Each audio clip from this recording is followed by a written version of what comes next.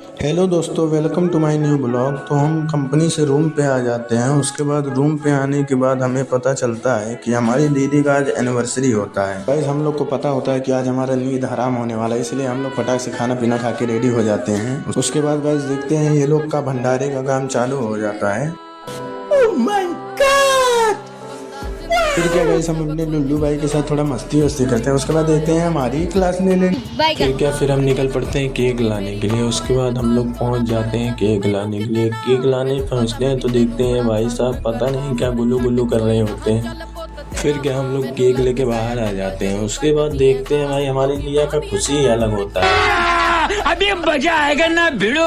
फिर क्या ये लोग की गांड फट जाती है डेकोरेशन करते करते। फिर क्या गाइस, हमारा लास्ट काम बच जाता है केक कटिंग का। तो गाइस केक कटिंग हो जाता है।